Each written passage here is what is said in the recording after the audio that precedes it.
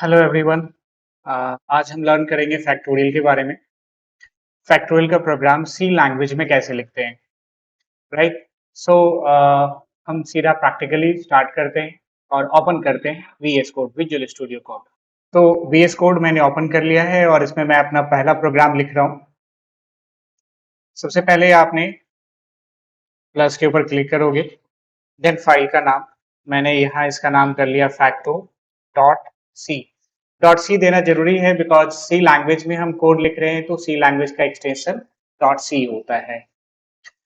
Now सबसे पहले hash include, I hope कि आप बेसिक प्रोग्राम जानते होंगे।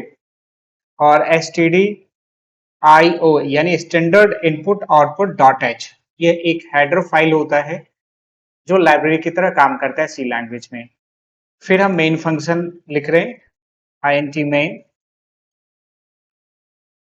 और return zero because int main, integer main, ये एक इंटीजर टाइप का वैल्यू रिटर्न करता है, इसलिए हमें इसमें रिटर्न कीवर्ड लगाना जरूरी है।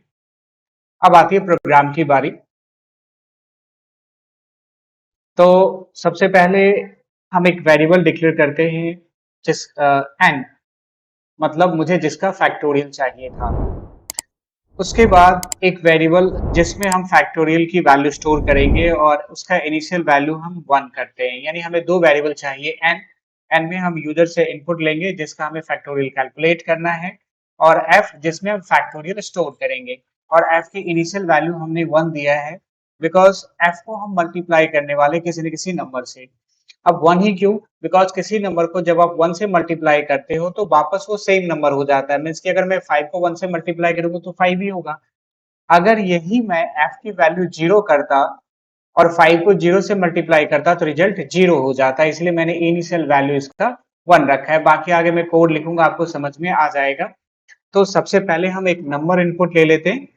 नंबर इनपुट लेने के लिए सबसे पहले इंस्ट्रक्शन प्रिंटफ, और मैंने यहाँ लिखा एंटर अ नंबर। तो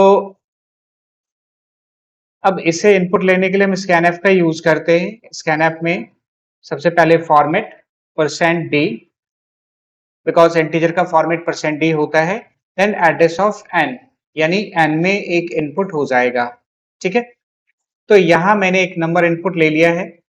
अब मुझे इसका फैक्टोरियल कैलकुलेट करना है, तो मैं एक लूप चलाता हूं और मैं वाइल लूप का यूज कर रहा हूं। मैंने इसमें लिखा एन ग्रेटर देन 0, या ग्रेटर देन इक्वल टू 1 भी कर सकता हूं। अब मैंने ऐसा क्यों लिखा? बिकॉज फैक्टोरियल का मतलब होता है 1 से लेकर उस नंबर तक का मल्टीप्लीकेशन। मीन्स कि अगर मुझे 5 का फैक्टोरियल चाहिए तो 1 टू 5 का मल्टीप्लीकेशन, या हम उसे उल्टा भी कह सकते हैं 5 टू 1 का मल्टीप्लीकेशन। मीन्स कि 1 इंटू 2 का जो रिजल्ट आएगा उसे 3 से मल्टीप्लाई करेंगे, जो रिजल्ट आएगा उसे 4 से मल्टीप्लाई करेंगे, जो रिजल्ट आएगा उसे 5 से मल्टीप्लाई करेंगे।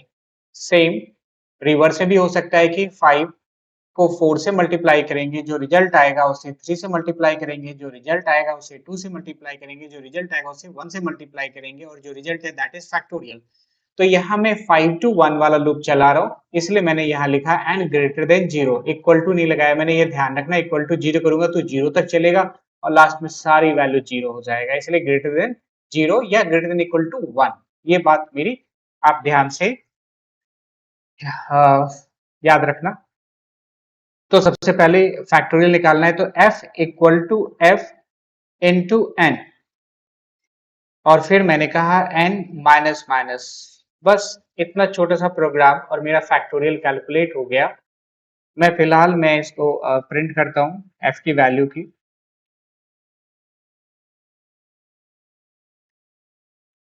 फैक्टोरियल परसेंट डी, और मैंने f को प्रिंट कर दिया, राइट।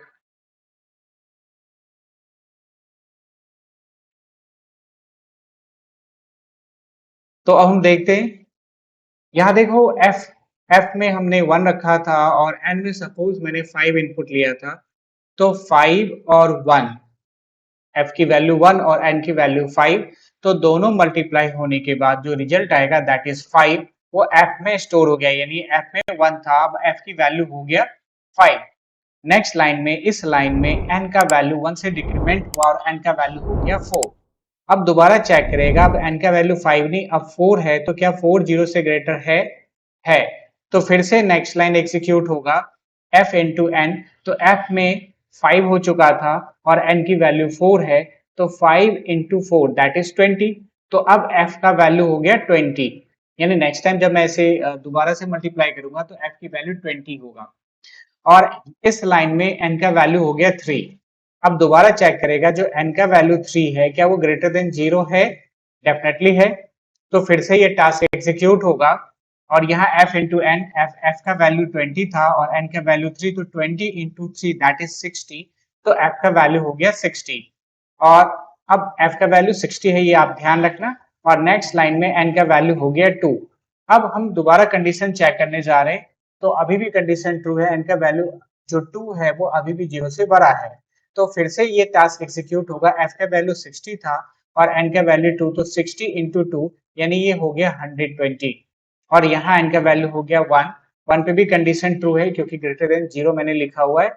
तो 120 इंटू 1 यानी आपका वैल्यू 120 ही रहा और फिर अब हो गया 0। अब 0 होते ही ये कंडीशन हो गया क्या, फॉल्स।